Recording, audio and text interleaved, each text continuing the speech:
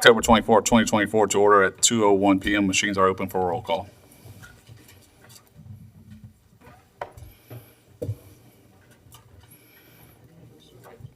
All 9 members are present. At this time, we'll stand for the prayer by Reverend Edwards, pledge led by Councilmember Champagne. Greater than eternal God, we come in the awesome and powerful name of Jesus Christ. We thank you for your traveling grace to this place, dear God. As we come together, be about the people business, God. Let us put all bickering and personal vendetta aside, dear God, and come work in unity for the business of parish, dear God. We have to continue a blessing upon our parish president, every official. We thank you for the soldiers on the battlefield.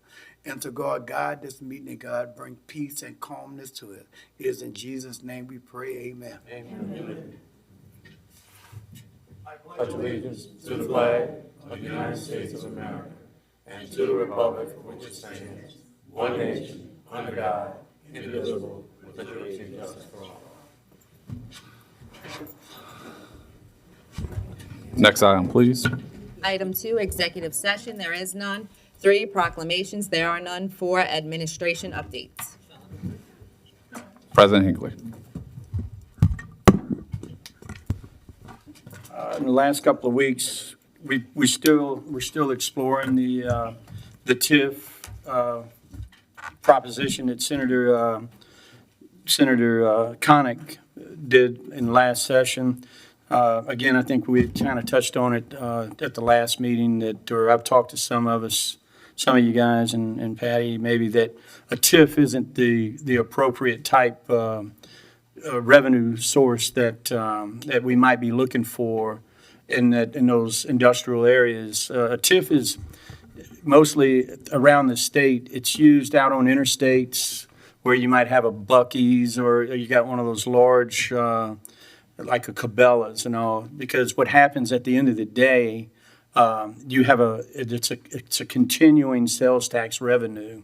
So if we were to use this, say as the construction is going on for the bridge, well, at the end of the day, the bridge is completed and there's no businesses or anyone there for a continuing revenue. So it just stops. So we're not ruling it out, but it just doesn't seem that it's conducive with what Plaquemines Parish's needs are.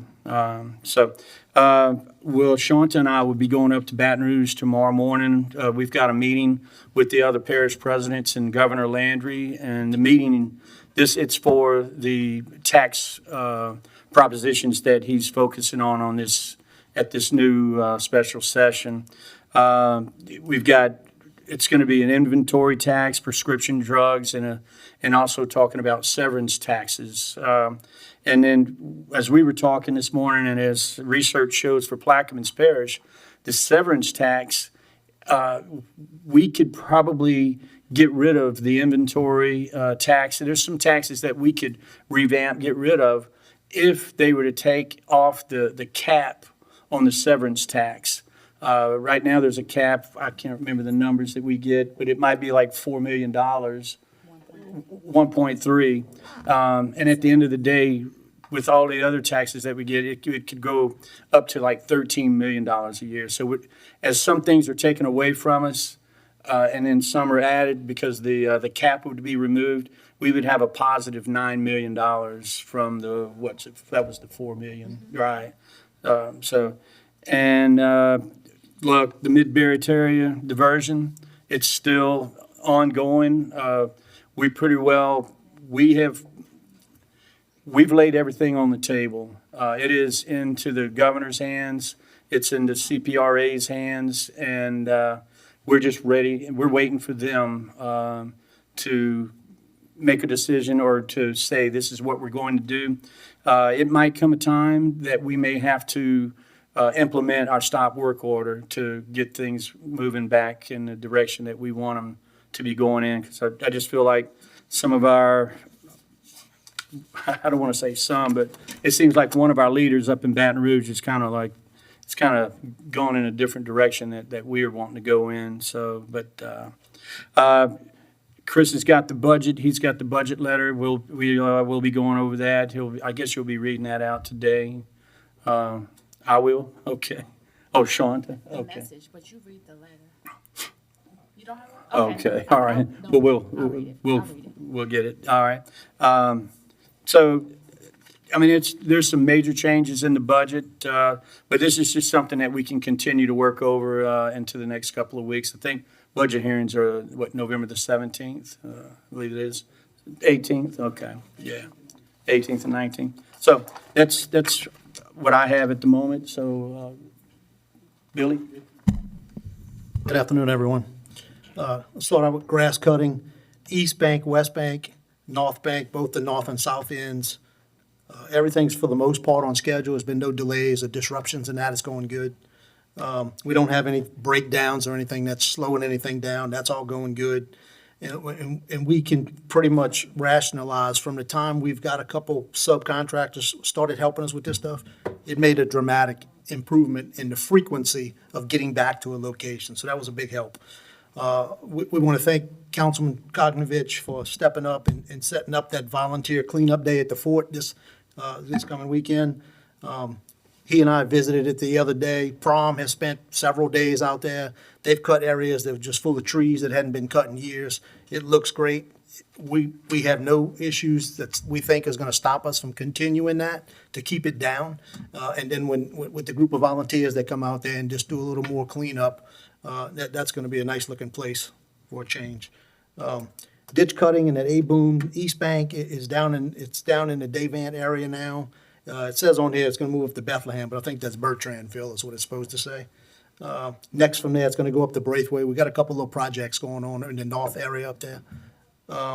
West Bank on the south end, it's down in the kind of lower Buras area, headed north up. West Bank on the north end up in Belchase, it's in the Woodland Highway area. When it leaves there, it's going to be going up the Main Street corridor, the Southern Oaks in that general area behind YMCA, catching those canals in there. We also are going to start implementing where we use the flat brush hogs more with ditches to do the flats of the ditches. Right now, they've been using those A-booms to try to do everything around the ditch. When a tractor's passing by a ditch, we're going to have that tractor go in and do the flat, and whatever the bat wing that lays down can do, that's going to help a great deal, we think.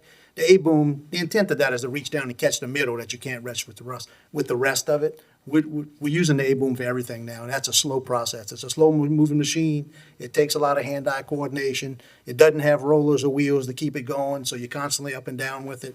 We think that'll help, just pulling those brush hogs off to help with that.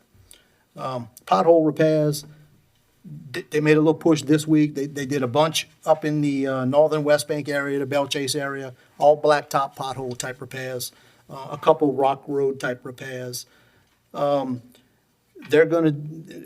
did the Belchase stuff already. They're down in that Buras, kind of between Empire and Home Place area now, doing some stuff. And from there, the next spot will be the Port Sulphur area. So that's 3 areas coming along quickly. And look, that's been going pretty smooth as well, but it's the same 3 guys that do all of this stuff, whether it's heavy equipment, potholes, whatever. That's our only delay in that. When sinkholes come up, we got to finish the potholes, then go jump on some sinkholes. So it's not like we have a crew doing every specific task. That's our really only delay in that. But they've been doing a great job keeping up with it. For sure, we hit the priorities, the big ones. You know, a sinkhole in someone's front yard, we prioritize that above a sinkhole in the backyard, or not backyard, but the back servitude type of thing where nobody's really walking or riding bikes or anything like that. Concrete repairs, I didn't know Mr. DeMarco wasn't going to be here. We get our information, both of us get our information on projects like that from the engineering department. Engineering department falls under him. So I was going to let him address those upcoming projects. I know the Belchase project is fixing to start pretty quick. Then there's some projects, the Audubon Road stuff's going to be going on. There's some concrete work in the Braithwaite area in that neighborhood that's going to be going on.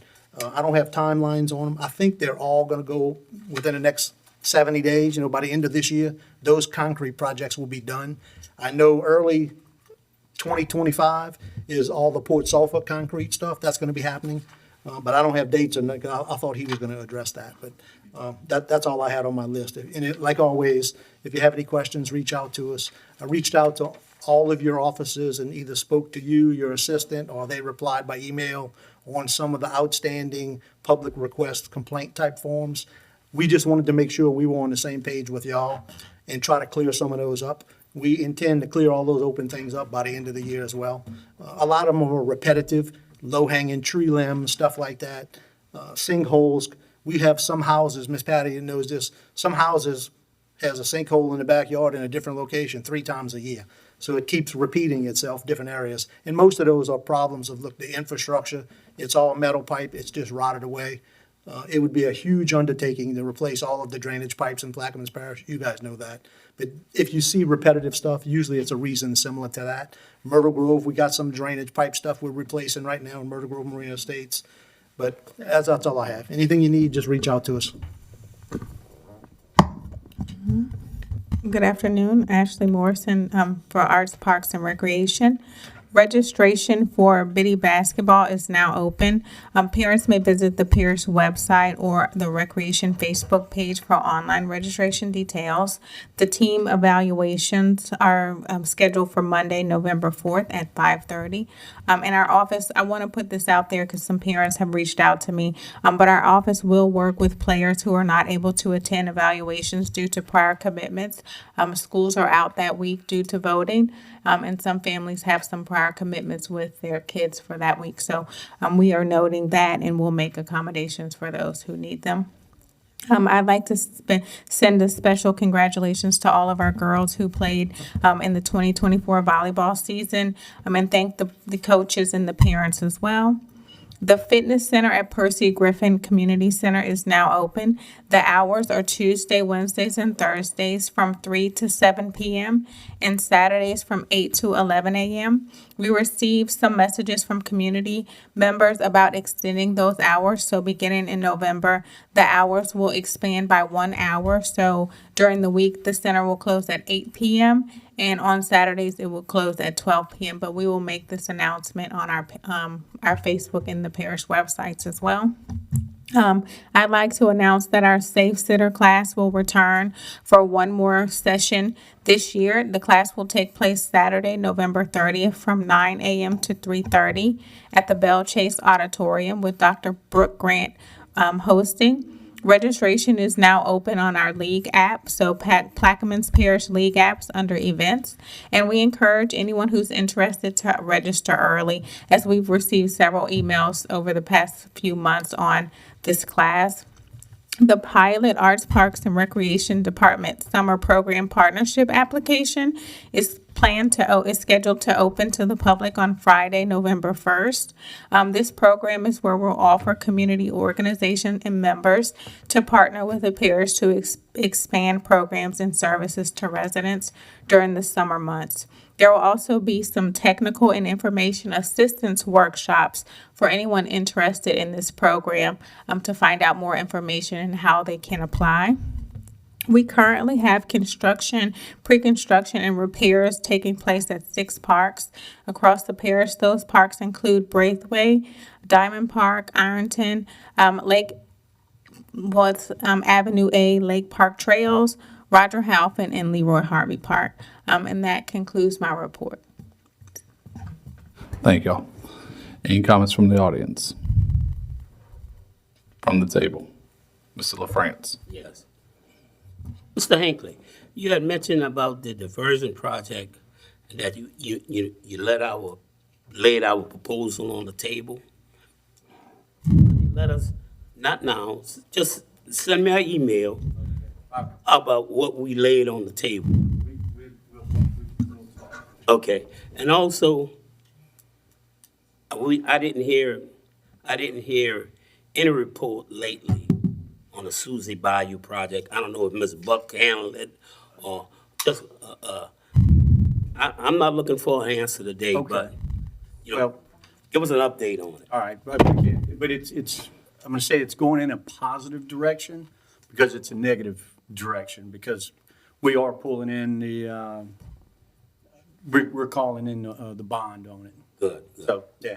All right, thank you. Mr. Jursich? Yes, I did notice the last few times I did pass the diversion that work has dramatically slowed down. So apparently they've reached the part of the operations that we allowed them to move forward with. Is that correct? Yes. And also the Coffer Dam out front, they've halted that. They haven't moved, they shut it down basically.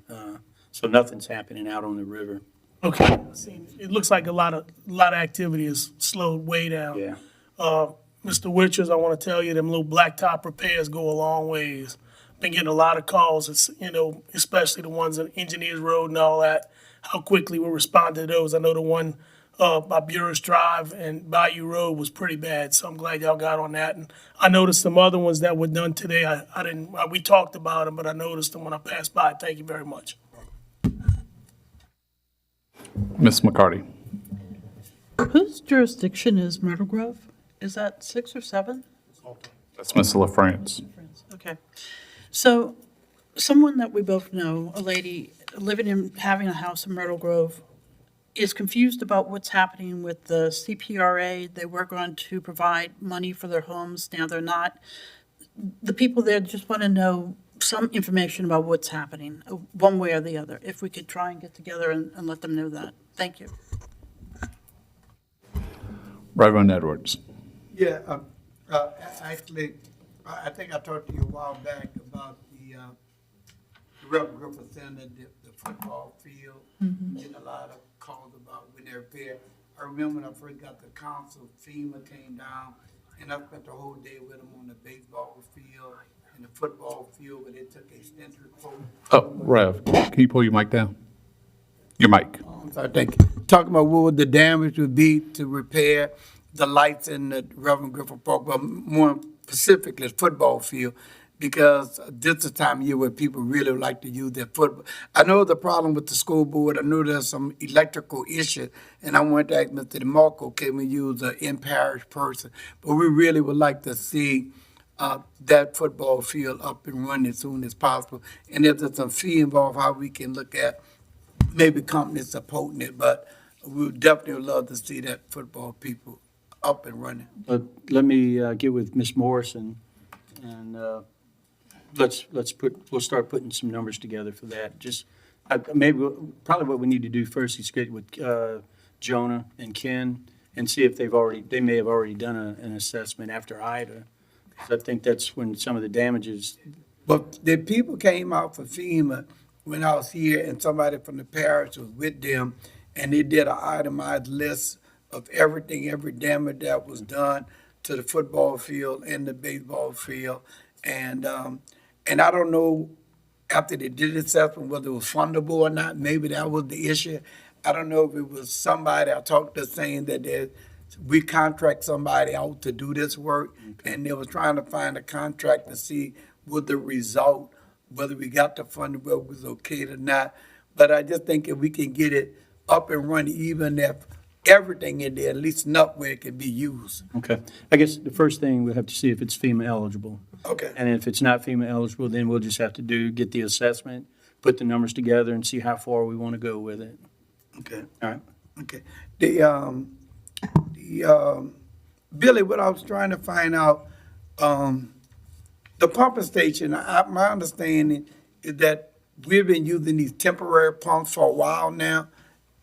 I'm mistaken, some of the things we still are leasing it, and I'm just wondering how long we're gonna be leasing, because I'm wondering, and I don't know the cost for us leasing, whether we could have purchased some by now.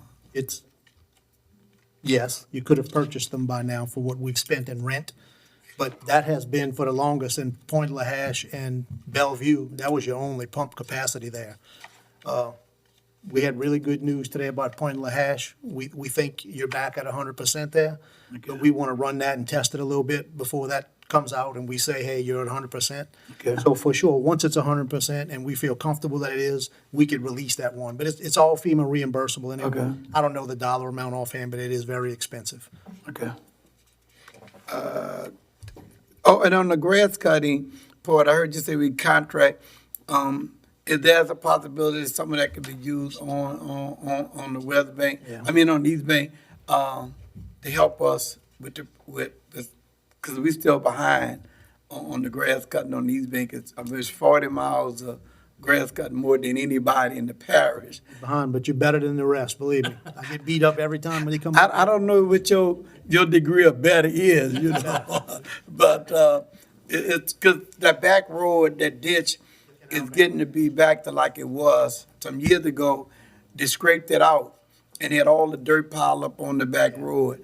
And one of the things that this administration did when they came in was move all the dirt. But the lilies in there is just unbelievable. Yeah, lilies now. and the canal banks are growing back up again, and like, it's really. And the too canal, much. that's what I'm saying, it's got thicker. What happened, at one point, they was getting farther away from the ditch. You know, they was cutting close to the ditch, but they're moving farther away from the Yeah, ditch. yeah. And there's some areas where trees are growing in there, and that could cause a problem. So that's why I asked the question. No, about, you're good. you know, And Bobby and Brad's working on a plan. I think you talked to Bobby the other day about that, and he's working on something to put together with a schedule. And then once that new machine comes, that's gonna help out a lot too. Thank you so much. I'm done. Mr. Newsom. Thank you, Mr. Chairman. Again, shout out to Billy, your crew, every little nitpicking thing we call for, your crew's taken care of. So again, tell your crew, Grass Cutting, Prime, all that group, and thank you for helping out every time call. Just a shout out to my colleagues up here for October's breast care.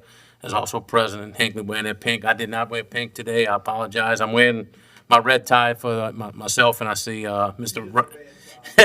Mr. Riley's wearing it. Well, we're wearing the red tie for to celebrate the Belle Chase Cardinals, undefeated Belle Chase Cardinals. Again, they do have a big game this week, so all Belle Chase folks and anybody through the parish, come on, watch them. Also, I know brought up a reminder about early voting is going on. I see Ms. Kim's in the audience today, so we still have early voting. Please, residents, go out and express your right to vote. It is important, and IU. Thank you. All right, nobody else on the queue. Next item, please. 5, bids and advertisements, a resolution authorizing the purchasing agent to advertise for and dispose of surplus vehicles and equipment on an as-is basis through public auction conducted by Henderson Auctions. Councilmember Schultz. I offer ask for a second. Second by Ms. McCarty. Any comments from the audience? Administration? Table? Mr. Koknovich? See, we got a couple tractors on there to go sell. Could we take parts off and use them for spares and like tires and? Yeah, well, other than tires, they've already been cannibalized. They're a bunch of them parked up by the complex now. Yeah, they've been cannibalized really for a long time. They've been robbing parts off of. All right, thank you. No other comments? Machines are open. Passes 9-0. Next item, please. Beer and liquor licenses, Croatian American Society Ladies Luncheon located at 220 Croatian Way, Belle Chase, Louisiana, 70037 on November 15th, 2024, starting at 11 o'clock a.m. and ending at 2 o'clock p.m. Croatian American Society Christmas Party located at 220 Croatian Way, Belle Chase, Louisiana, 70037 on December 14th, 2024, starting at 6 o'clock p.m. and ending at 10 o'clock p.m. Councilmember Champagne. Offered by Mr. Champagne, second by Mr. Newsom. Any comments from the audience? Administration? Table? Machines are open. Passes 8-0 for one abstention from Mr. Koknovich. Next item, please.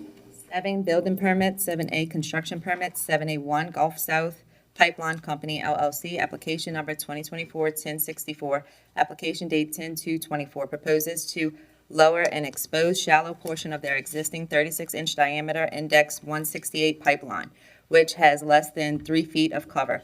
Quadre Bay, Councilmember Jurisic. Offered by Mr. Jurisic, second by Mr. LaFrance. Any comments from the audience? Administration? Table? Machines are open.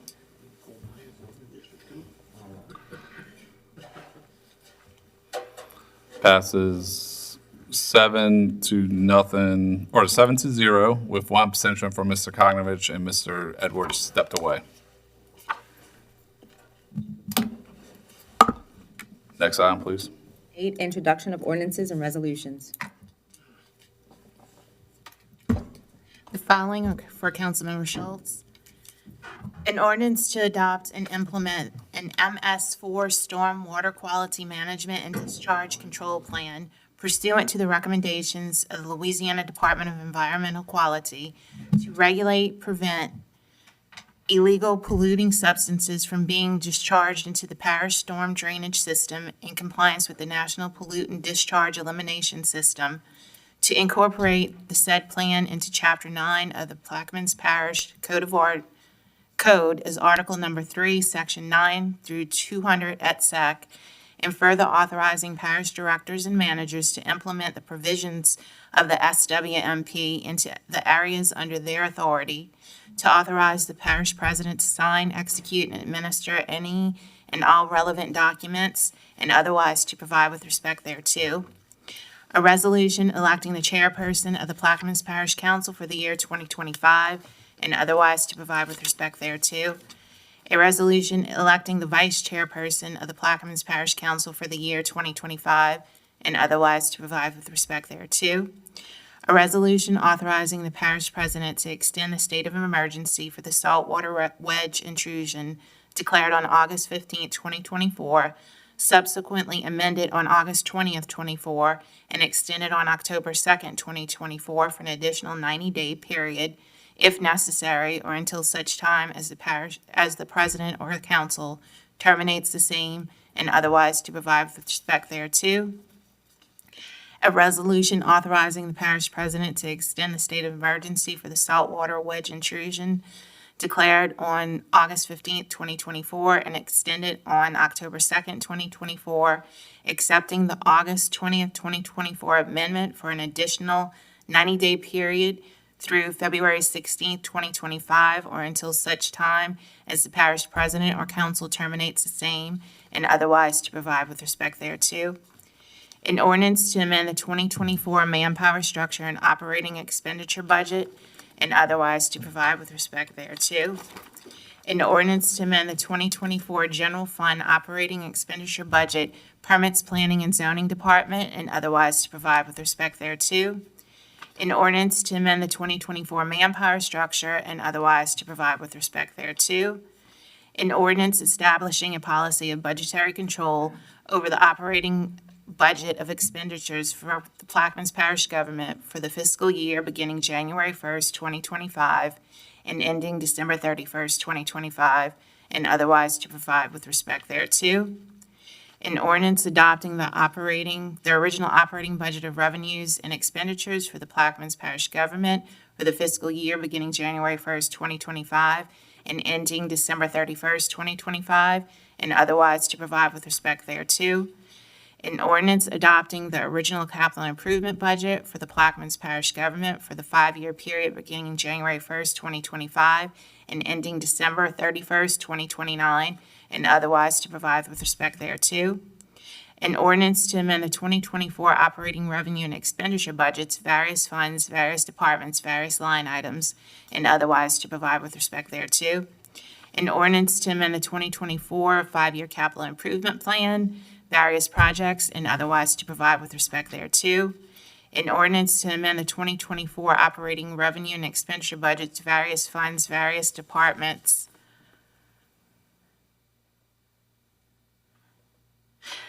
and various departments, various line items, and otherwise to provide with respect thereto. The next one is for Councilmember Edwards, an ordinance to amend the 2024 general fund operating expenditure budget, Coastal Resource and Protection Department, and otherwise to provide with respect thereto. This intro is for Councilmember Newsom, an ordinance to amend and readopt Chapter 13 of the Parish Code of Ordinances by enacting Article 10 Food Truck Regulations, establishing the rules and regulations regarding the permitting, operation, and sale of food products from mobile vehicles in the Parish of Plaquemines, Louisiana, and otherwise to provide with respect thereto. The next two are for Councilmember LaFrance. An ordinance to authorize an act of sale by the Parish of Plaquemines to sell certain adjudicated properties, parcel number 1089700, and otherwise to provide with respect thereto. An ordinance by the Plaquemines Parish Council as and on behalf of the West Bank Levy District to extend existing temporary work area easements in certain portions of lands in Plaquemines Parish, Louisiana, by appropriation to complete construction of the New Orleans to Venice NOV NFW 05A.2 Myrtle Grove to Wood Park Lee project, Plaquemines Parish, Louisiana, for levee, flood wall, drainage, flood, access, and hurricane protection purposes, and otherwise to provide with respect thereto. And the one more is for Councilmember Konovich, a resolution authorizing and directing the parish president or his designee to do all things necessary and proper to assist with the Plaquemines Parish Fair and Orange Festival and otherwise to provide with respect thereto. And that is it. No, we need a little more. All right. This is what I know is being deferred or withdrawn based on my conversation with administration. 9A1 will be deferred. 9C will be withdrawn. Withdrawn. My first time being about that. I was told by administration they would like to withdraw it. I would like to see a resolution right now. We don't have a resolution on this. It's still left out there in the air. It's something that needs to be addressed. Okay, hold on, we can't really, I know, it's what I'm saying, this is something that needs to be discussed yeah. away from the council meeting. So anytime you want to get together, I'll be glad to sit down and we can discuss that. Absolutely. All right. 9T as in tango is being withdrawn. Is that correct? The donation that's being withdrawn still?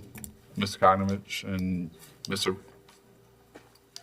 Oh, no, that's withdrawn. That is being withdrawn. Yeah, that's why it's withdrawn. Okay, that's why I was verifying nothing changed again. All right, so 9A1 is deferred, 9C is withdrawn, 9T as in tango is withdrawn. Any other deferrals or withdrawals that, from the council members? All right, seeing none. Next item, please. 9, ordinances and resolutions on second reading and final passage. 9A, ordinances and public hearings pursuant to Article 6, Section 601E of the Plaquemines Parish Charter. 9A1 will be deferred. 9B, an ordinance establishing a parish-wide temporary 6-month moratorium on an issuance of any permit or temporary RV and RV park permits, during which time a study shall be conducted to determine the need and appropriate legislation to regulate this issue, and otherwise to provide with respect thereto. Councilmember LaFrance. Yes, I would like to amend that for just District 7. I'll make that also. We change it. All right, hold on. Yeah, you got offer it and then second and then offer with the amended. As amended. Yeah, okay.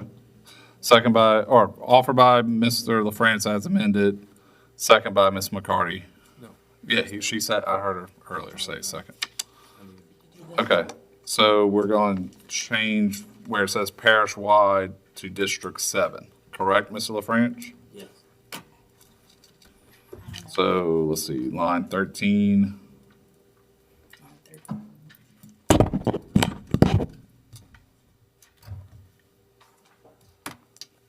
Is that the only place?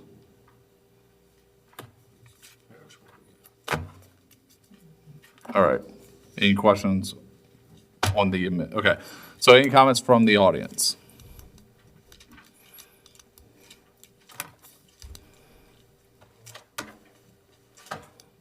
State your name and address, please. Mr. Brox? We know, but we gotta do it.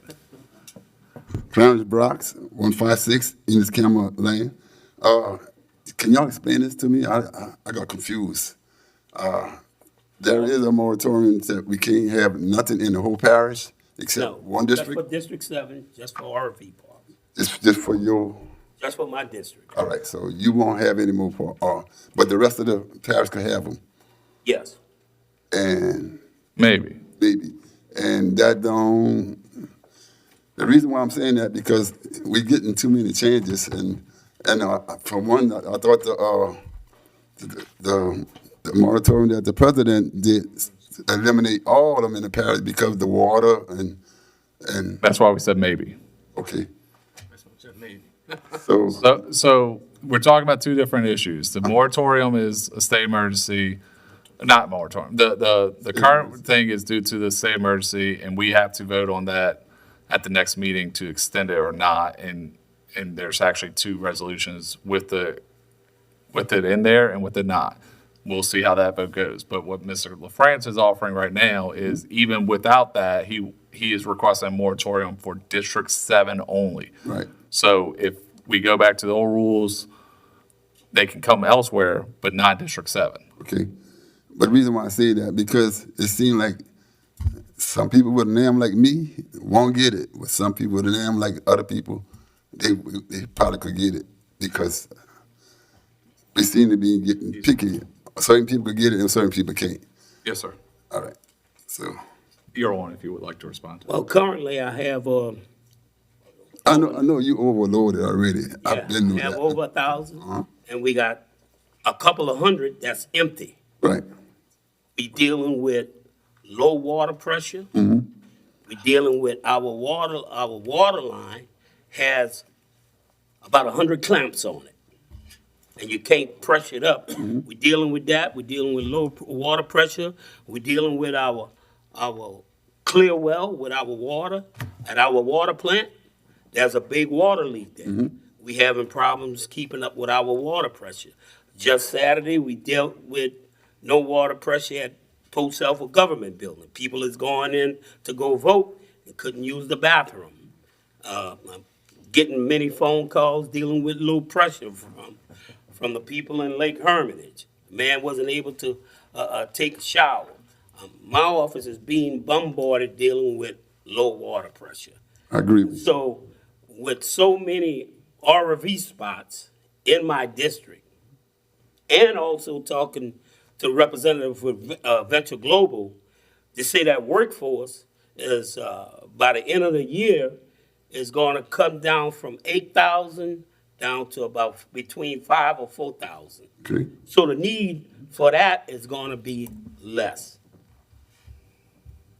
all right. I knew you was overloaded for a long time ago. Yeah. And ever since that day you said 500, and everybody else was getting like 200 and 300, and you kept us saying 500, and everybody else was getting way less than what you're doing. But now if the president sanctioned that he got on all the parish because the low water pressure or the salt water diversion, whatever, that gonna shut everybody down probably, the rest of the parish. Correct. Right now, there are no RVs, period, based on state emergency. All right, So, but again, we have to extend that next month, so that will be discussed next month. All right. On that part. all right, I understand, thanks. Well, I think the last one's done. I think Blue Dog's the last one. Hi, David Clark, 108 Avenue A in Bella Chase. Appreciate you pointing out your district and just making it your district. I agree with you, you're inundated with the RV parks. Everybody up there knows how I feel about exactly what Mr. Brock said. It seems like we're building them north of me, south of me, but not me. So I appreciate you addressing your district and your issues in your district.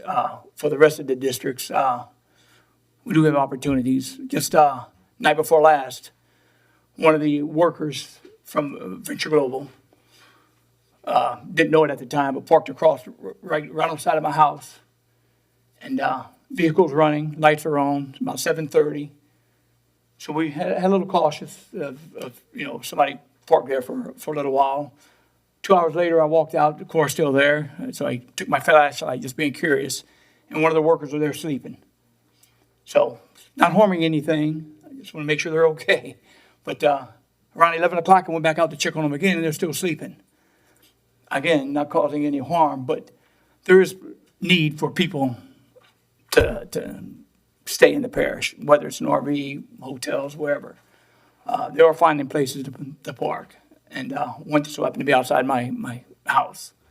Again, I didn't have an issue with it. I let young lady sleep there. Didn't talk to her, but around 4 o'clock, when started going to work, she was gone. So I guess she went back to work. But again, I appreciate you just addressing your issues and not making it a moratorium state parish-wide. Thanks. All right. Any other comments from the audience? Administration? You withdraw? Okay. All right, Mr. Jursich. Yes. I know that, one of the big issues in your area, District 7. Wait, hold on. I don't have, your mic, okay, hold on. You were on. All right, there you go. You're on.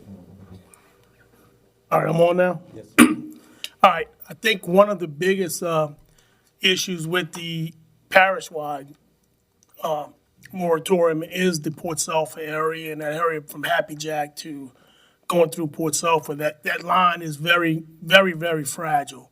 I think there's still some asbestos in some of them lines, and every time we tap into it in that area, we create more of a problem. And they're not just tapping in. Sometimes they're tapping in and having to clamp over. I think that's what Councilmember LaFrance is really alluding to. That, and I pass that area every day, and there's so many white pipes sticking up, pole 4 6x6s or whatever they are, with nobody by them. And I do believe that the workforce is dwindling, and the need for these are starting to go down because I see the advertisements every day out there, all day long. And like Mr. Clark. The young lady sleeping in a vehicle, apparently she didn't have an RV behind her and no place to put it, but she has no place to stay, but that's not an RV issue. That's just looking for a place to stay.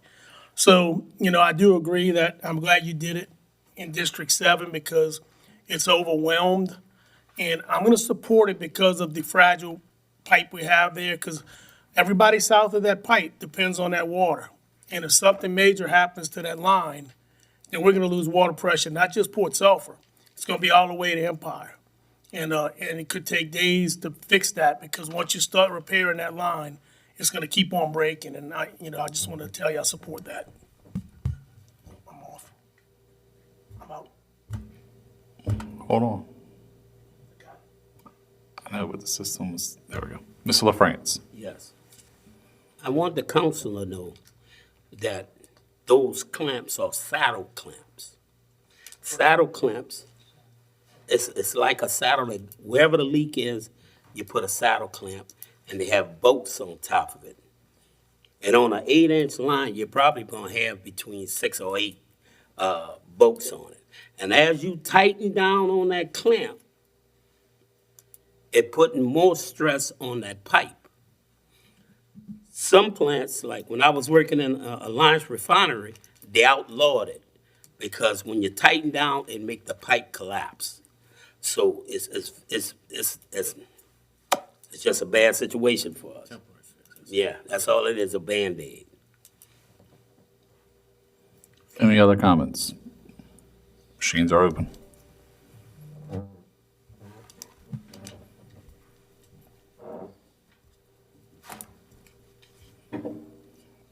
Passes 8-0 with 1 abstention from Mr. Koknovich.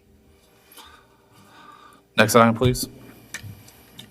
C is withdrawn. D, a resolution authorizing the Plaquemines Parish Community Action Agency to prepare and file an application with the Louisiana Department of Transportation and Development on behalf of the Plaquemines Parish government for a grant under 49 CFR 5311 formula grant for rural areas and/or 49 CFR 5339 grants for bus and bus facility program as amended to provide public rural transportation to the residents of Plaquemines Parish, and further authorizing Plaquemines Parish President to execute and file with such application and assurance or any other documents required, and otherwise to provide with respect thereto. Councilmember Schultz. I offer, ask for a second. Second by Ms. McCarty. Any comments from the audience? Administration? Table? Machines are open. Passes 9-0.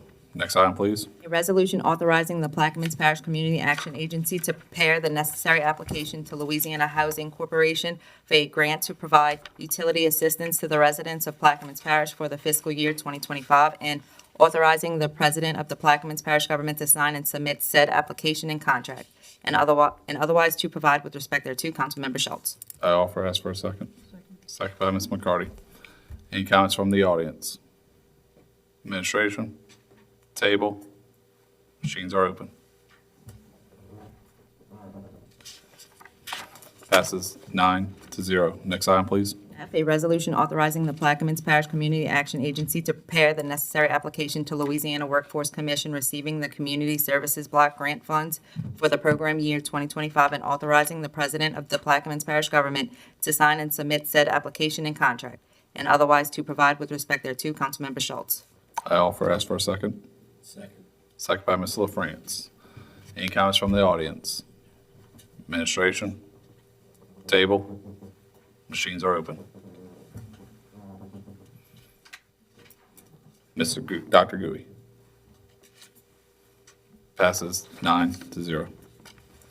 Next item, please. G, a resolution establishing the dates, times, and places of public hearings on the proposed 2025 operating budget and on the proposed capital improvements budget covering a period of at least 5 years, as submitted by the parish president, to authorize the council secretary to place the necessary public notice in the Plaquemines Gazette pursuant to Section 702A and Section 705C of the Charter for Local Self-Government, Parish of Plaquemines, and otherwise to provide with respect thereto. Councilmember Schultz. This has a fill in the blank. Go ahead. On line 18, the time of 9 a.m. is being filled in. On line 21, the meeting will be concluded on November 20th, 2024. With that, I'll offer, ask for a second. Second by Reverend Edwards. Any comments from the audience? Administration? Table? Just, I'm going to put this out there just for public record. So this is calling for the budget hearings. We're going to have them November 18th, starting on November 18th at 9 a.m. at the Belle Chase Council Chambers, just for the public. And they'll go on until we adjourn for the day or we approve the budget at that point. So just for the public. Machines are open.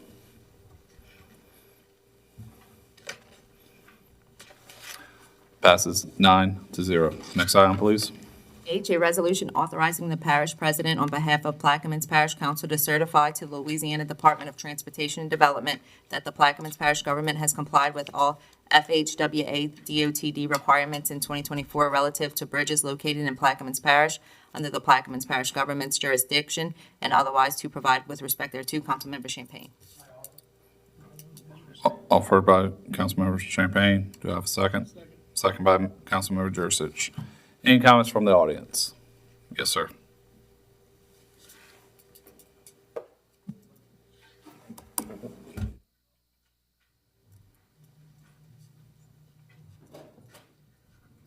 Clarence Block, 156, in this Campbell Lane. Where are these bridges located? Anybody got an idea? Throughout the parish, all these little bridges, crossing over ditches, and just different bridges that we're responsible for. I just want to know, is the one on Gravelly Road also included on that one? So, Billy know about it. Gravelly Road, the one in the event, it been down. Talking about Gravelly? Yeah, Gravelly Road. Mr. Brock, there's a list of bridges that are provided by DOT, and then the parish sends out their inspection team to go there and take pictures and take a look at it to make sure, check on the condition. And if it has changed significantly, they report it up to DOTD, and DOTD will come and send their own inspection team to see if the bridges, in fact, need maintenance or, or are good to go. All right. But to name the specific bridge, I'm not able to. It probably is on the list Can I because respond to that? they shut it down. Let me respond to you, Mr. Brown. Gravelly Road is on the Department of Transportation list, and it's been on it for a while. Commissioner Newsom and I sat on the regional planning, and that one is there. It's just a matter of doing the work.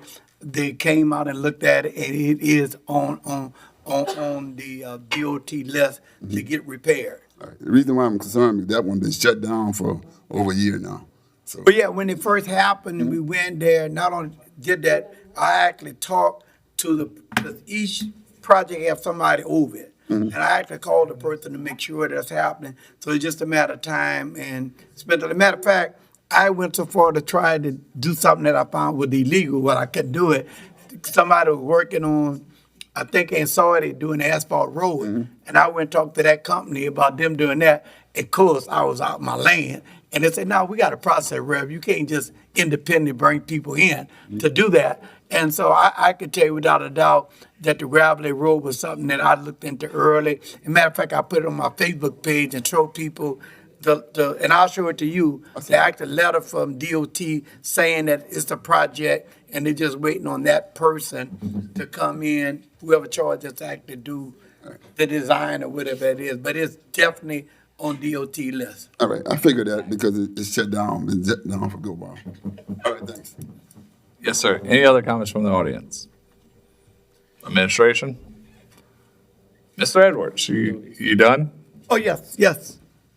All right, machines are open. Passes 9-0. Next item, please. I, an ordinance enacting Chapter 24 of the Parish Code of Ordinances entitled Administrative Adjudication, providing for the procedures and enforcement of applicable codes regulating premises and structures for the protection, health, welfare, and safety of the people of Clackamas Parish, and otherwise to provide with respect thereto. Councilmember Gooey. I'll offer for discussion and ask for a second. Offered by Mr. Gugui for discussion only, second by Ms. McCarty. Go ahead, or, Before I start, give me a little, I got it? yes, sir. You think we could do something about the temperature? Because I think the fire alarms are about to go off. We're working on it. Yeah, I heard that before. All right. Oh, yeah, okay. Did you want to expand upon this, or you want me to offer public comment first, or you want to expand on what this is Let me first? just expand Okay. first. This ordinance consists of amendments to our existing code relative to enforcement, abatement, liens, those type of things. The only language that is amended from the existing code is what I just mentioned. It's no secret to anyone at this table that enforcement code violations has been less than desirable. And the root cause is that we just don't have the personnel or the budget. So in order for this to pass, and I've discussed this with others, we have to have a budget. Otherwise, we sit just like we do with the borrow pit ordinance that we passed and then had no way to enforce them. So what this will do, and I know everyone's aware that you've got places in your districts that have been given letters and brought to abatement and nothing's ever happened. So when I went to legal, Rennie assigned Avery to this, and Avery has put together a document that is extremely well thought out and also reflects some of the policies and procedures that have been done and are being done successfully in other parishes. So what I'd like for the council members and for the public to understand is that this is something that will not be voted on until after budget hearings. Because during budget hearings, if we can't develop a budget and a department with all the specifics for enforcement, then we really don't need this because it's not going to do any good. So it will be deferred today. I'll allow for comment, but it'll be deferred today and next week. Then we have the budget hearings, and if everything goes well, we will vote on this the following week, which will be the meeting in December. Okay, and I yield. All right, with that, any comments from the audience? Administration. Ms. McCarty.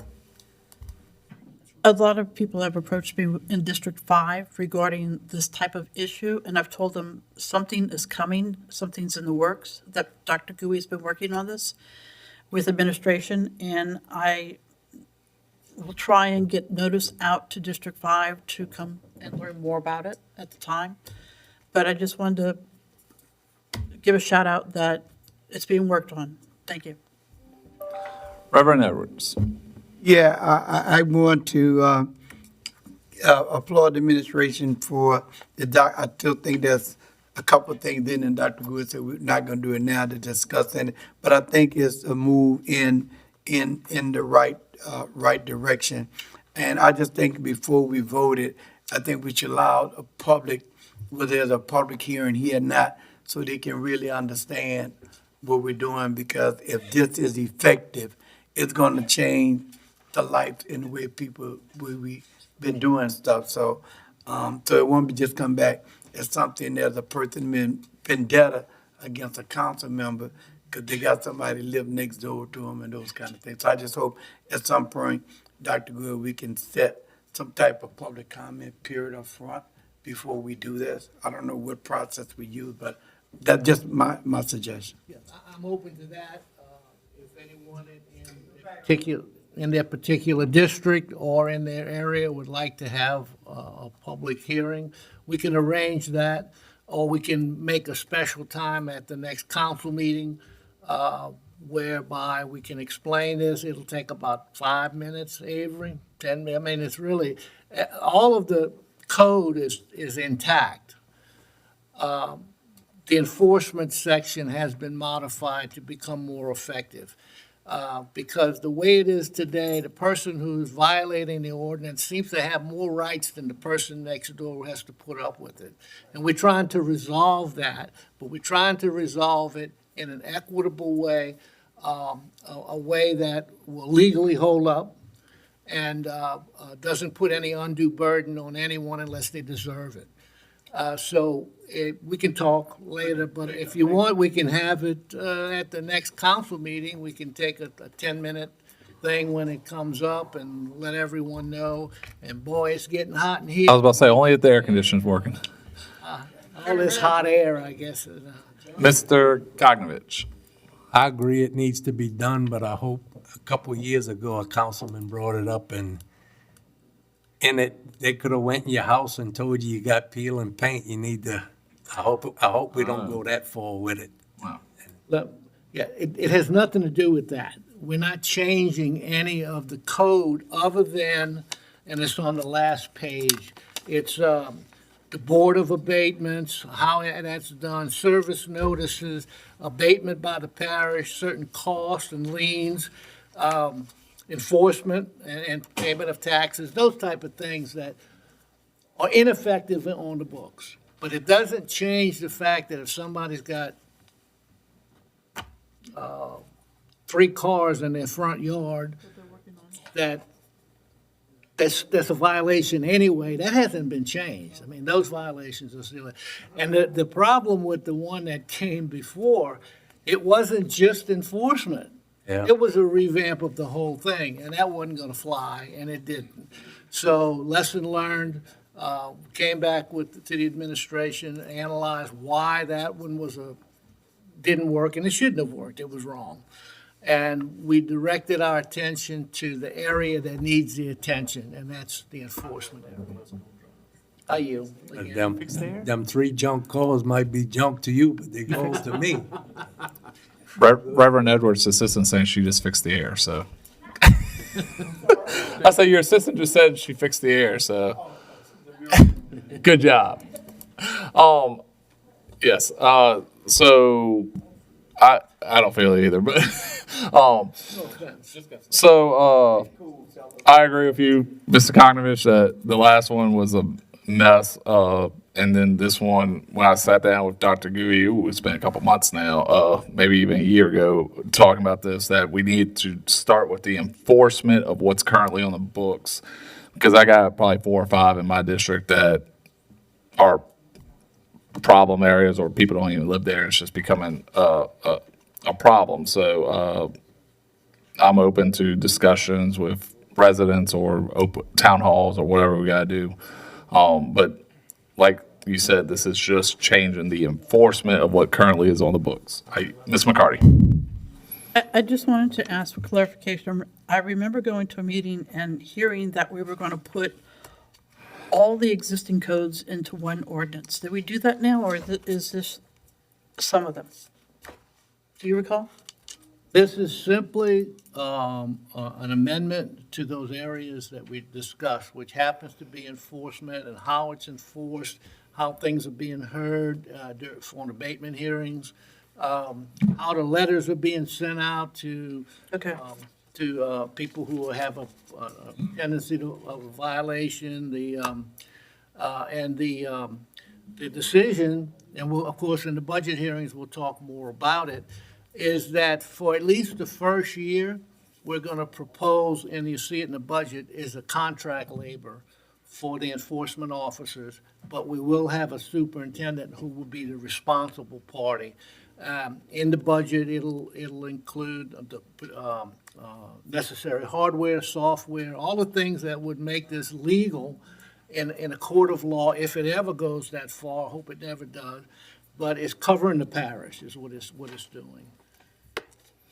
So hopefully, somewhere on the website or something, people can go and say, is this a violation or not? They could look up their issue, you know, I'll leave that. yeah, in the future. Mr. Jursich? Yeah, so I'm gonna make a suggestion that, from now on, you see this, read it, talk to your neighbor before the meeting and get these answers you're asking. Because it's, we're dragging out here and I would like to get, we all can communicate with each other. I think he could have answered this. Well, I'm actually asking the question to the people, not that I can't talk to him. I'm informing the people, and that's why I asked that question. All right. Reverend? Sure, the Gazette will have some comments on this, and my hopes and prayers are they're very positive and truthful to No. the public, Justin. Thank No, you very they- much. Have any fish to wrap this week? They won't be. Reverend Edwards? Yeah, and I really want to go back to Patty's original question, and I don't know if it was answered, but this was all the ordinance codes put into one. I think that was the first question you asked, right? Yeah. And so, no, I was just saying I didn't get a response to that question. When this first came up, Mr., what you're saying is, I immediately began telling people in my neighborhood there's something about to come, about the jump cars and that. And I've really been pushing that word out, but sometimes we don't get the message to everybody. And so that's why I'm just saying on the side of caution, doing it, because the parish have really been doing this for a while, but as Dr. Good say, we didn't have the money to back it up. Because when I first came in, Shamantha, who worked with the health department, would say, well, Rev, we only have so much of money and we have exhausted that money. So I just hope that we move towards doing that and then go back to Pat and raise the question. Is this all our codes of ordinance in one? That's all. I didn't get the answer to that. All right. I think it is. It is. Okay. Ordinances, everything's Okay. in one. You just have to go to the section. When you go to table of contents and give you the section, then you have to go to that section. Okay, fine. All right. Or even to specify, if you were to go on to the website MuniCode, and if you want to look up a specific section, like section 24-20, appointment of a hearing officer, and it explains how that process goes, so that it's all under one chapter or one ordinance, and there's several different sections that point to the specific issues that are in this ordinance. So. Thank you. All right. You'd like to defer at this point? Doc, defer. You ready? All right. It'll be deferred at this point. Next item, please. J, an ordinance to authorize an act of sale by the parish of Plaquemines to sell certain adjudicated properties by public auction and otherwise to provide with respect thereto. Councilmember LaFrance. Oh, okay. Councilmember Cognovich offers, second by Mr. Jursich. Y'all confused me there for a second. All right, any comments from the audience? Administration. Table. Machines are open.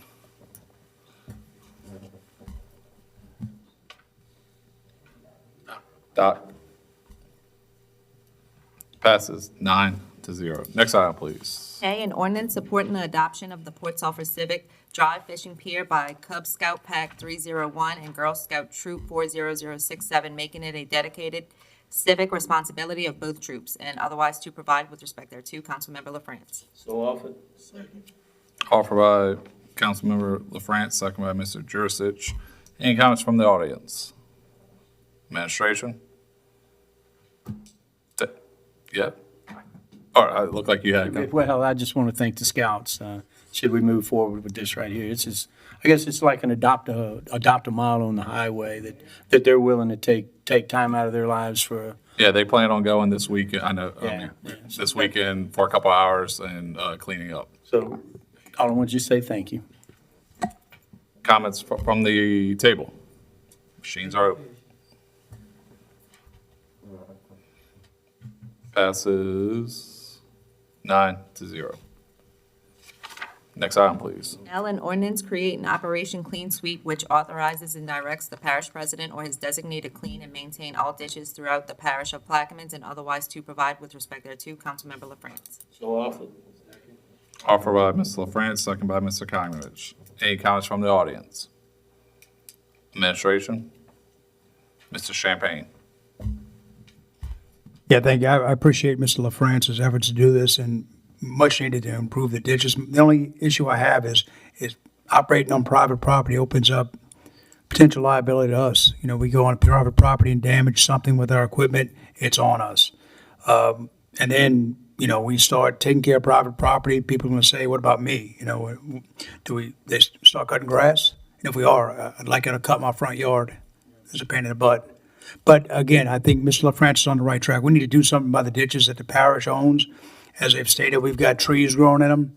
And I think if we start there, we'll solve a lot of our problems. And I'm just concerned about the liability. I yield. So, I guess in order to clarify on that, typically the parish would not cut on private property, of course, without consent. Also, going towards consent, obviously, we would have to draw up some sort of release or hold harmless. And then we'd have to create some sort of a process by which we would get it disseminated to the residents and have them sign it. And I guess a process on how we would collect those. But also as far as maintaining private property, one of the main requirements would be that we'd have to show some sort of way that maintaining that ditch provides a common benefit to, I guess, the residents of that area. So for instance, if you have a ditch in your particular property and that ditch is vital to that area draining and drainage and sewage flow and things like that, there would have to be some sort of a common good that you would that we could show by maintaining that ditch. Now, if it's a situation where it's just a private landowner who just wants to get free lawn service out of the parish, then that's something separate. So we would have to at least have be able to show that us cutting that ditch or maintaining that particular area provides a common benefit to the parish. And of course, as far as consent goes, we'd have to come up with some sort of, I think we may have something back at the office where we have like a general release. Obviously, we'd have to tailor it and make some specifications for this particular project, but that's pretty much it as far as. And would Dr. Goui's ordinance also compel them to have to take care of their own property under that?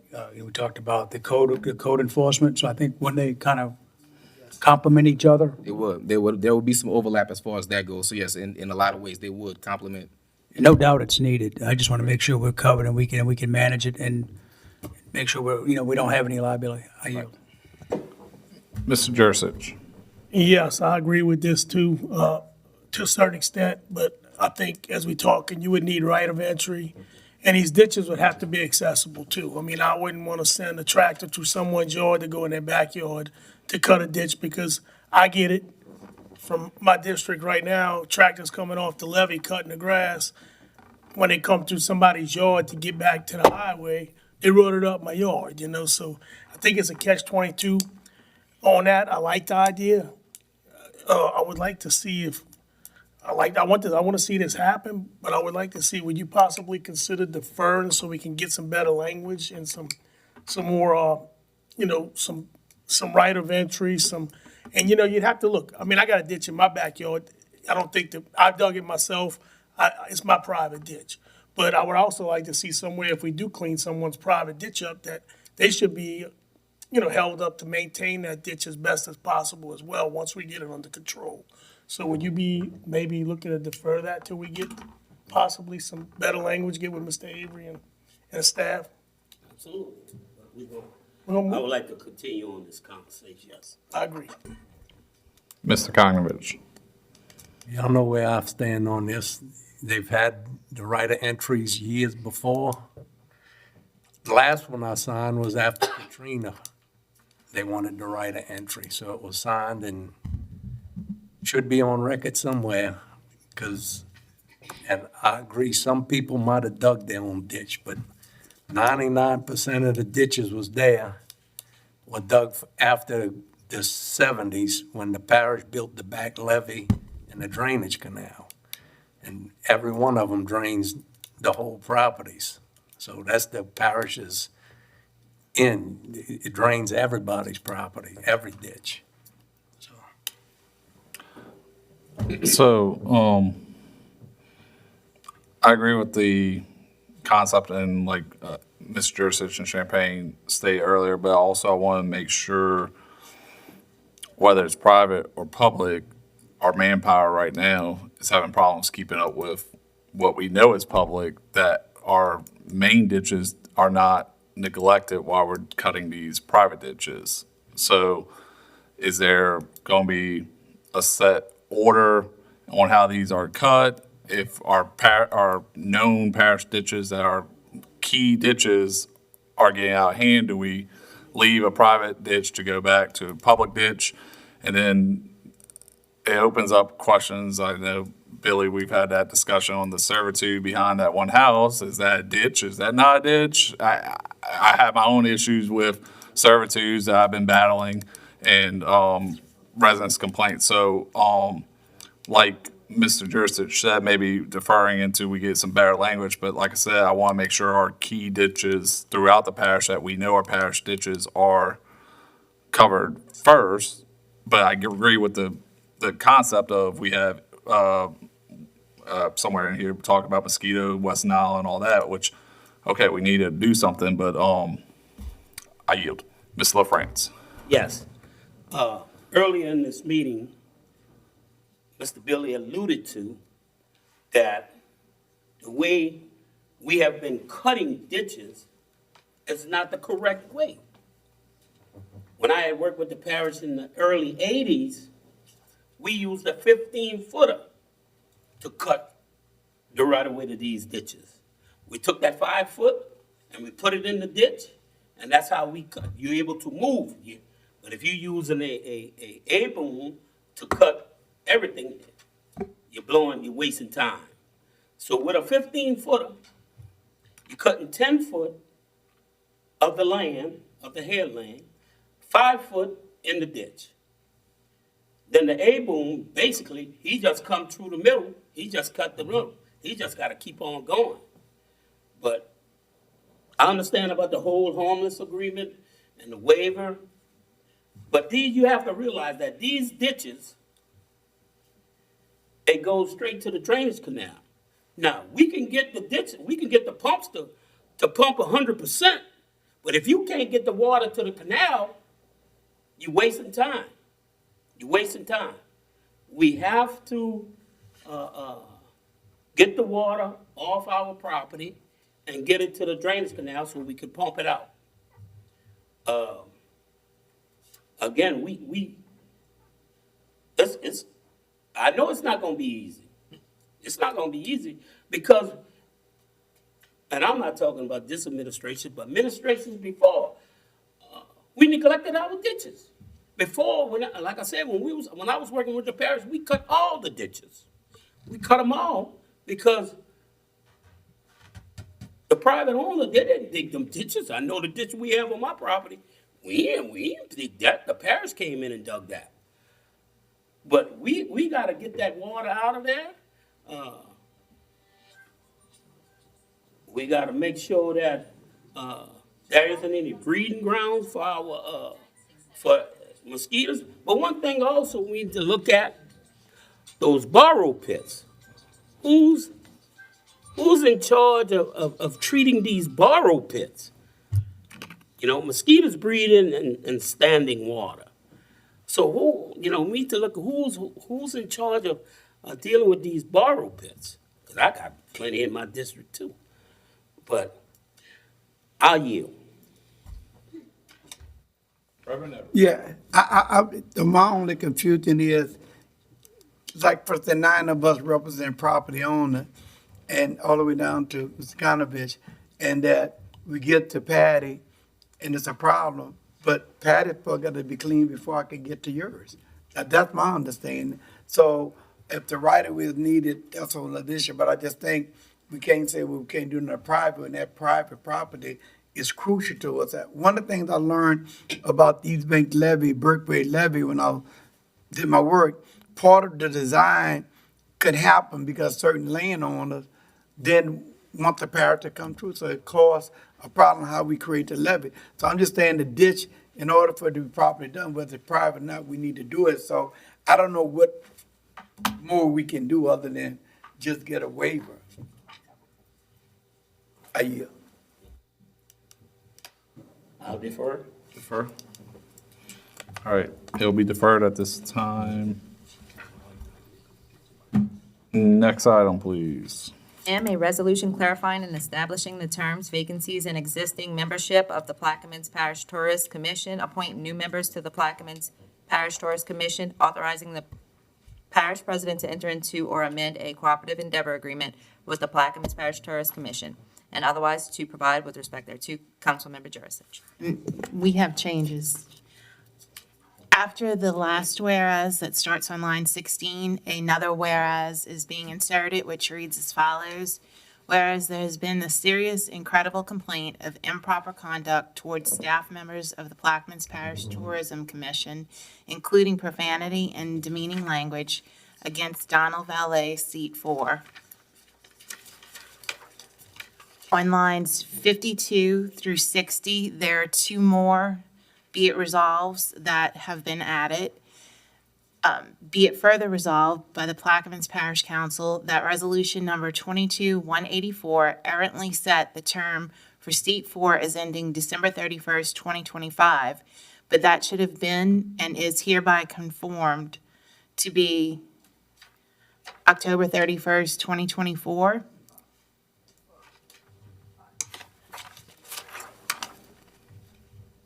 Okay, 2025. The second, be it further resolved by the Plaquemines Parish Council that in response to the serious and credible complaint of improper conduct, Donald Valet is hereby removed from seat 4 on the Plaquemines Parish Tourist Commission for cause related to the complaint, and seat 4 is hereby declared vacant until such time as the council appoints a person to fill the remainder of the term. Those are all the changes. I offer with changes. Offered by Mr. Jurisic. Do I have a second? Second by Councilmember Champagne. Yes, before we. Wait, hold on. I gotta turn you on. All right. Okay, yes, at the last meeting, there was a kind of a confusion, a miscommunication, but that miscommunication was apparently, resolved because most of the board members made it to the right time, and Mr. Valet was pretty upset, and I look at someone who serves on these type of boards that represent our parish. You shouldn't use this kind of conduct against a young lady who's been a secretary on there.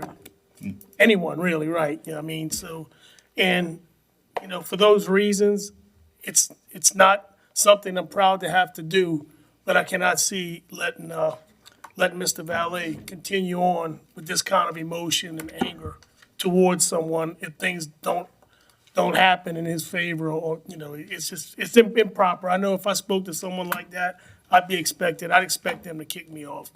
That's all I have. All right. Any comments from the audience? Administration? Ms. McCarty, who just spoke? Yes. There's also names that need to be filled in. Oh, go ahead. For seat 5, it's going to be Bridget Stockstill Belair, and seat 7 is Malcolm Lincoln Jr. All right. Any comments from the audience? Administration? Ms. McCarty? just write the names. I understand Mrs. DeMarco has been doing a great job with this, with the Tourism Commission. And I would encourage us to find people that would like to be on this board that represent all industries within tourism. So if we can help her appoint people, that would be great. Thank you. Reverend Edwards. Yeah, how are people selected to this tourism board? Or are they appointed to this? Because I hear about resolution this and resolution that. Who picks the people? Sometimes they're appointed by a nonprofit, or usually, a nonprofit appoints them to the board. I believe that's correct. But, and recommended to us to vote them in. And right now, we have several candidates. We're looking, there's a vacancy in the charter fishing industry. We're looking for local charter guides to possibly fill that position. And as you said, Mr. Marco recently joined that, helping the Tourism Commission, and it's really finally moving forward in a positive direction. And we need to keep positive. That's what my goal is here. Let's keep it positive and get the negativities out. And just for the record, there was 3 nominations by Woodlands Conservancy, which nominate the 2 that are being appointed. So they came from nominations from nonprofits. So a nonprofit was sent a letter saying we got this tourism board, recommend someone to it. And then this tourism board, based on that, how many nomination they got, they would select them based on the area that they represented, a field that they in. The field, right. The business they represent. Okay, thank you. Mr. Kognovich. I got a call from Mr. Crapell about it yesterday or the day before. Said they was gonna have the next meeting and talk about what went on. And he'd have a chance to apologize. So I think we ought to defer it, let them have their meeting and let them decide what they wanna do, then vote on taking him off. We could put the 2 on, but that's what was told to me by the chair. The chair of the Tourism Commission? That's what wasn't told to me. That's what he told me yesterday. Well, I talked to him and many of the other board members, and they're ready to move on because I don't think they want to hold another meeting until this is done because they don't want to hear it anymore. I'm in the flat, I'm going to tell you. So I'm not going to defer this. Any other comments from the table? Machines are open.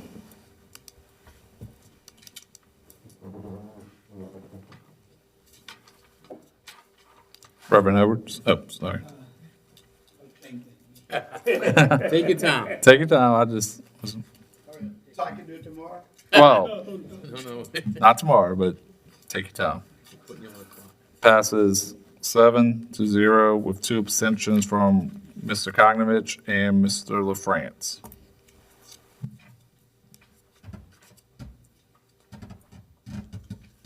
Next item, please. And an ordinance to amend the 2024 General Fund Operating Expenditure Budget Coastal Resource and Protection Department and otherwise to provide with respect thereto. Councilmember Jurisic.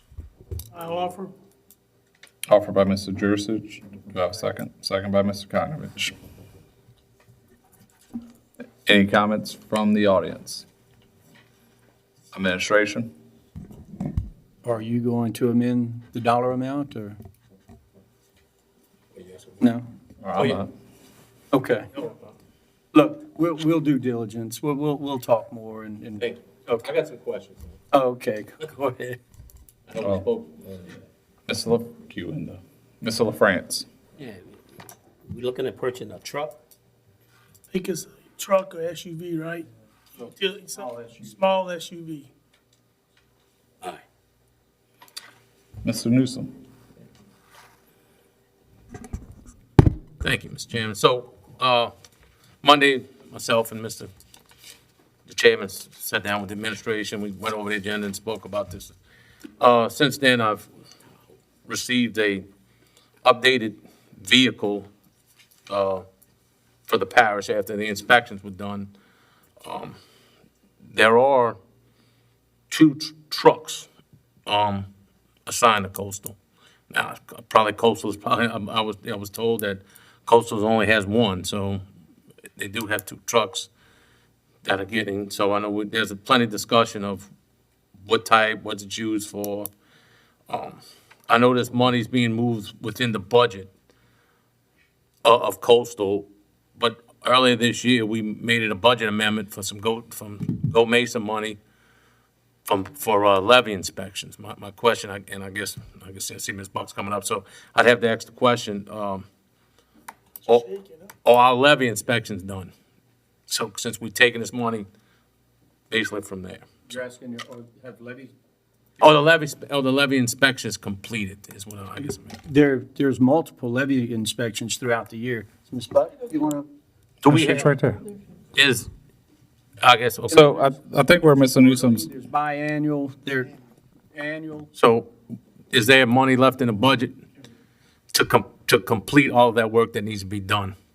Or, I guess that's my question, because the levies, again, levy inspections are extremely important, as we all know, and we were budgeted, we moved money out of Go Mesa for that reason, which is important. Just want to know that, make sure that we do have enough money in there to complete that task or whatever. Yes, the levy inspections have been done. They're done every quarter. And then every 10 years, we have to do a formal levy inspection. They've all been paid for. They're all in my budget. Thank you. Anything else? I'm done. oh, Mr. Edwards? Yeah.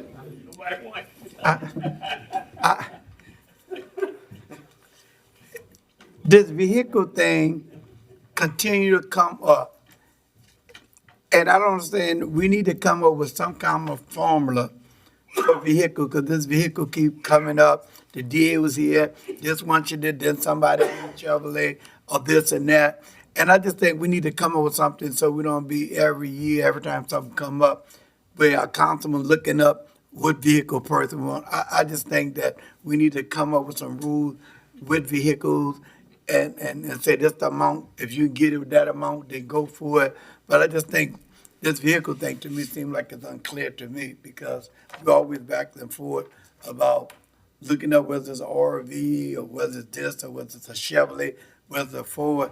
I just think we might be overstepping. I think we just needed to leave a budget, and that director decided that they prefer a truck over RV, long as they're within that budget amount, let it roll.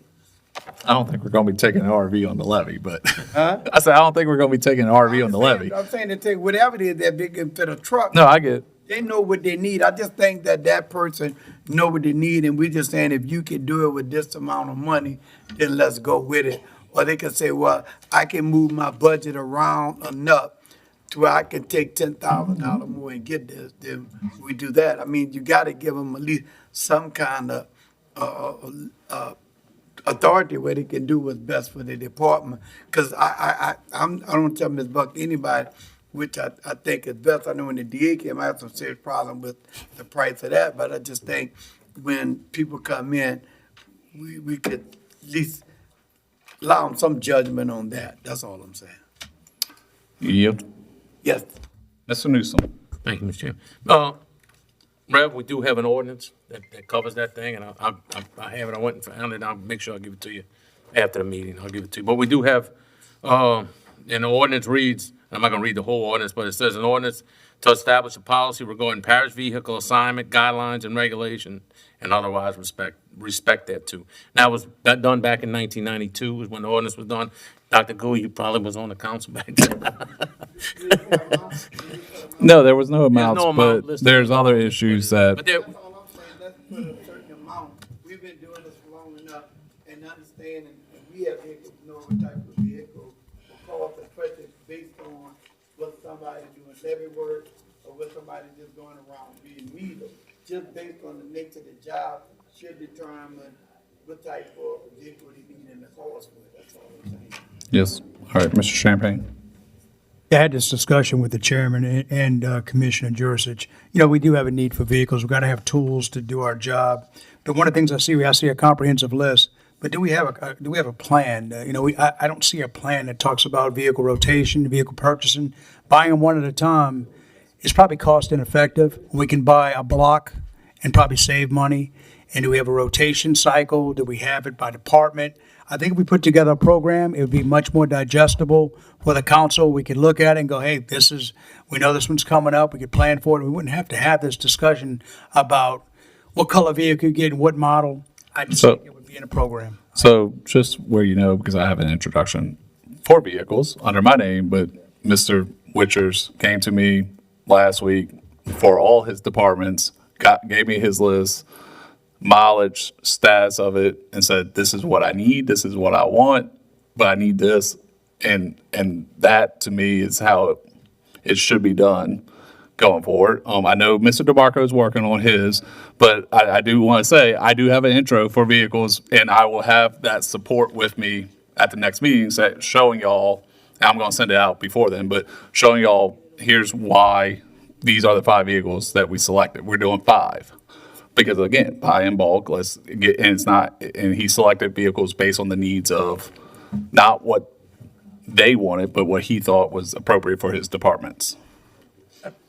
Like Chris said, the chairman said, that we are putting that together with all departments, the wants and the needs and what we have. It's like three areas. And we have in the last year, maybe year and a half, we have looked at multiple ways of trying to bring in new vehicles into the parish and what's the most efficient, what's the most cost effective. So we are and have been trying to do that, and we just really can't put our finger on it. It's just, you're dealing with, like Mr. Newsom says, we're dealing with the people's money here, so. But anyway, we're working on that. Floor is clear. Oh, Q in. Q in. Q in. How did I do the DA say it? All right. I drive on levees with my man. Any other comments? Machines are open.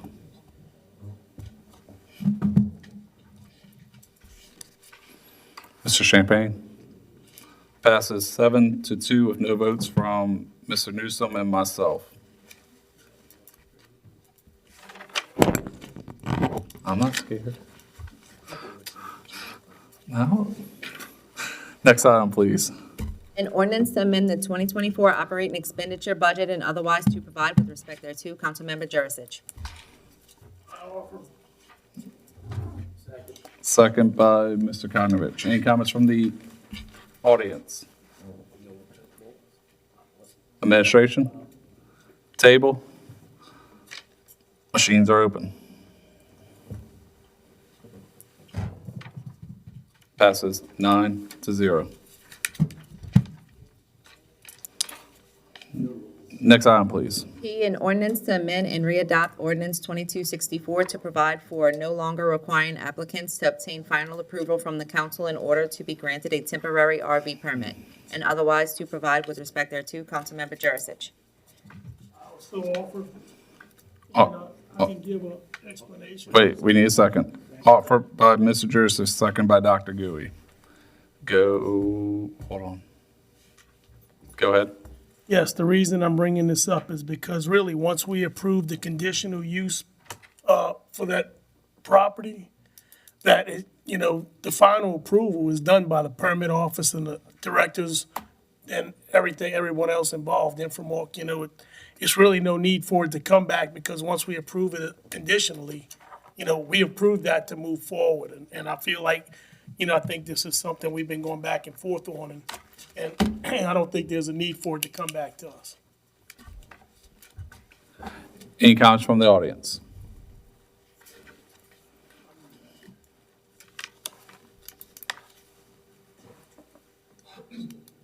Hi, David Clark, 108 Avenue A in Bell Chase. Are there any other permits that have to be, that goes through this process? Goes up for final approval? Meaning? No. Any building, anything? Nothing? No. So this is the only one then? Correct. And Okay. that's why I think he's getting rid Yeah, of it. no, I agree with him there, so. There's no reason for it to come back to us after we get the conditional.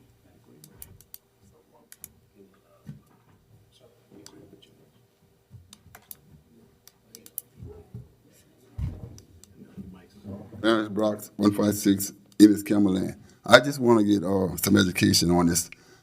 It came to the council at one time before?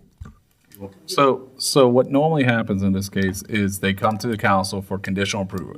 Okay. They've already gone to permits office, directors, whatever. We then say, okay, yes, you can go spend your money to make these improvements, infrastructure improvements, all that. And then it has to come back to permits, the directors, and us again.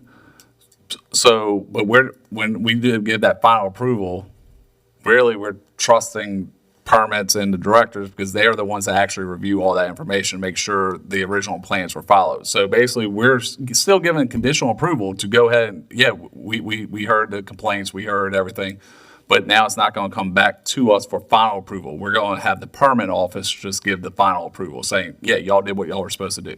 That's basically what's changing. All right, okay. What I was getting out of that, someone go to the permit office and file to put a trailer and it be my next door neighbor don't want it there. The public would never get a chance to. So in that, if it needs approval by the council, that's when the public can come for, when we grant the conditional approval. Okay. They can still come when it comes to conditional approval. All right. But basically, we had this situation where there were some questions a couple weeks ago on final approval. Well, the individual already spent all their money to put in the infrastructure and all that. And really, all we're doing is saying, yeah, you did what you were supposed to do. So that's what the permit office is for, is to say, yeah, you did what you were supposed to do. Why does it need to come back to us again? All right. So do that go to the zoning board also? If it has to be rezoned, if the property needs to be rezoned, yes, it does go through the zoning board. If it's already zoned, yeah, and I don't know which one, I forgot which one this is, but if it's already zoned properly, no, it does not go through the zoning board. Okay. It just goes through the permit office. All right, thank you. Because there's two back to back. One's for permanent, one's for temporary, and this one is temporary. So that one does not go through the zoning board. All right. Any other comments from the audience? Administration. Table. Machines are open. Passes 7-1 with a no vote from Reverend Edwards, with one abstention from Mr. Konovich. Next item, please. Q, an ordinance to amend and reenact paragraph F of section 21-115 of chapter 21 of article 5 requirements for trailer parks approved after March 28, 1996, and paragraph F of section 21-136 of chapter 21 of article 6 recreational vehicles, parks, and campgrounds approved after July 11, 1996. Of the Plaquemines Parish Code of Ordinances to remove final approval by the council for trailer and permanent and temporary RV parks, following a satisfactory inspection by the Director of Operations and otherwise to provide with respect thereto. Councilmember Jurisic. I offer. Offered by Mr. Jurisic, second by Dr. Gooey. And basically, this is working on a permanent trailer parks and stuff like that. Same thing, for permanent. Any comments from the audience? Administration. Q in. Oh. All right, your screen's messed up. Mr. Newsom.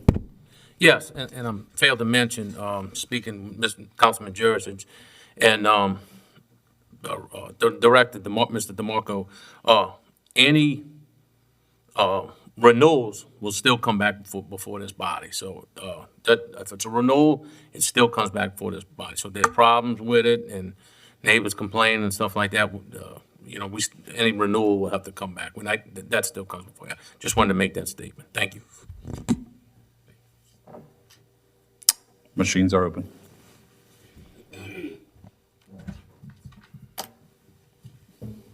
Everybody yes. Verbal yes. Screen's out. Passes 7-1. Wait, hold on. Yeah, 7-1 with verbal yes from Mr. Newsom, a no vote from Mr. Edwards, and one abstention from Mr. Konovich. You broke it. They restart. What's new? Next item, please. R, an ordinance to amend and as amended, readopt ordinance 24-133 and otherwise provide with respect thereto. Councilmember Konovich. Offer. Offered by Mr. Skyridge, second by Mr. Jurcich. Any comments from the audience? Administration? Table? Machines are open. Verbal yes. Passes 9-0 with a verbal yes from Mr. Newsom. S, an ordinance to amend the 5-year capital improvements plan, new construction Boothville Venice Community Center project, and otherwise to provide with respect thereto. Councilmember Kotnovich. Offered by Mr. Skyridge, second by Mr. Jurcich. Any comments from the audience? Administration? Table? Mr. Champagne? What are we building for 40,000? I mean, it can't be much. There's not a lot you can do for 40,000. I'm just curious. If you could expand on it, please. I took 40,000 out of the fund to finish the bridge at Fort Jackson, and I'm replacing it because we looking into building something there. Because we had 2.5 million, I think it was. Yeah, it's just over 2 million. It was just unclear. I mean, I know you're doing good stuff, and I just don't know what exactly, so I appreciate you following up on that. Any other items or comments? Machines are open. Verbal yes. You don't need to. Wait, hold on. He's up. Passes 9-0. Next item, please. C will be withdrawn. 10, approval of the minutes from the October 10th, 2024 regular meeting. I offer, ask for a second. Second by Mr. Skyridge. Any comments from the audience? Table or administration? Table. Machines are open. Passes. Rev. I'm sorry. 9-0. At this time, we got one introduction that we missed. We'll go back to introductions. Introduction of ordinances and resolutions. This one is under Councilmember Schultz, an ordinance to approve the amended pay plan and classification schedule adopted by the Civil Service Commission on September 25th, 2024, to provide a revision of 3 job class position titles with no changes in pay grades within the ambulance department and otherwise to provide with respect thereto. Thank you. All right, back to new business. New business? I turned it on right in time for the porch. I'm out of here. Trying to make it short. We still got 3 more votes. 11, new business. 11A, introduction of resolutions where a suspension is being sought. 11A1, a resolution to cancel the November 28th, 2024 and December 26th, 2024 regularly scheduled council meetings due to the Thanksgiving holiday and the Christmas holiday, and otherwise to provide with respect thereto. Councilmember Schultz. Read all 3. We're going to do the suspension all at once. A resolution to approve the submittal of a community development block grant disaster recovery application for funding through the Louisiana Recovery Programs and to authorize the parish president to sign, execute, and administer any and all relevant documents and otherwise to provide with respect thereto. Councilmember Schultz.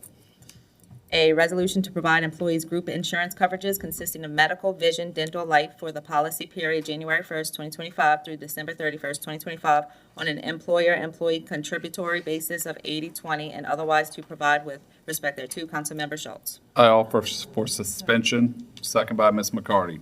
Any comments on the suspension from the audience? Administration? Table? Machines are open for the suspension only. Suspension passes 9-0. Now we'll take 1. A resolution to cancel the November 28th, 2024 and December 26th, 2024 regularly scheduled council meetings due to the Thanksgiving holiday and the Christmas holiday, and otherwise to provide with respect thereto. Councilmember Schultz. I offer, ask for a second. Second by Mr. LaFrance. Any comments from the audience? Administration? Table? Machines are open. Passes 9-0. Next item, A please. resolution to approve the submittal of a community development block grant disaster recovery application for funding through the Louisiana Recovery Programs and to authorize the parish president to sign, execute, and administer any and all relevant documents and otherwise to provide with respect thereto. Councilmember Schultz. I offer, ask for a second. Second by Mr. LaFrance. Any comments from the audience? Administration? Table? Machines are open. Passes 9-0. Next item, please. A resolution to provide employees group insurance coverages consisting of medical, vision, dental, and life for the policy period January 1st, 2025 through December 31st, 2025 on an employer-employee contributory basis of 80/20 and otherwise to provide with respect thereto. Councilmember Schultz. I offer, ask for a second. Second by Mr. LaFrance. Any comments from the audience? Administration? Table? Machines are open. It was 72. Passes 9-0, sir.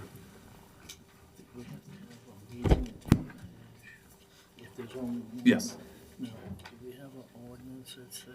No, it just, Kim says it's just done because, yep. And I'm going to say this really quick, but Dr. Gui was asking, since there's only one meeting in November and December, is there ordinance or resolutions? No, it's just a clerical thing, but just for the public, the meetings in November and December will be here at Point Lahash because that is a requirement for our charge to have at least one meeting here. So just for the public's knowledge. Next item. D, District 3 update, Councilmember Schultz, infrastructure issues, drainage and sewer. So for my residents that's having these issues, mainly sewer, I did get some test results from Mr. DeMarco today. We have a couple areas that we need to do further evaluation on the rainwater getting into the sewer system.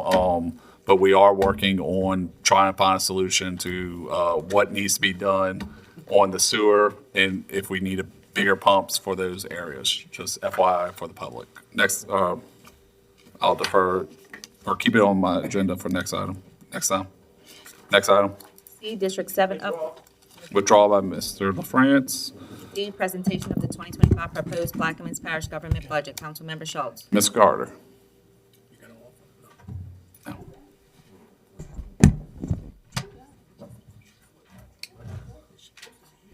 The administration is pleased to present to the Parish Council the proposed 2025 operating budget and the 5-year capital improvement budget.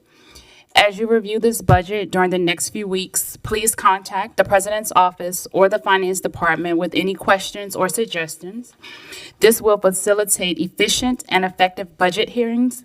We look forward to working with the council to review this proposed budget for adoption prior to the start of the 2025 fiscal year. Thank you. Do you know, we were supposed to get the budget books today. Do you know, or are they all here? Yes. Oh, okay, they're all here. Never mind. Thank you. So they're here. Mr. LaFrance. They're not here, but they should be in your office. Okay, they should be in your offices. There is one proposed one there. Right. Yes. What? So if you want to. Yeah, I know mine was in my office. I knocked my drink on the floor with my budget book. I was already mad at it. I threw it. Nah. I wasn't paying attention. All right, next item, please. E, District 1 update, disrespected Councilmember Edwards by President Hinckley and the administration. I'm moving that when we meet on the fire truck. All right. Motion by Mr. LaFrance for adjournment, second by Mr. Newsom. Any comments from the audience? Administration, I'm sure you're ready to get out here. Table, machines are open. I got one other thing.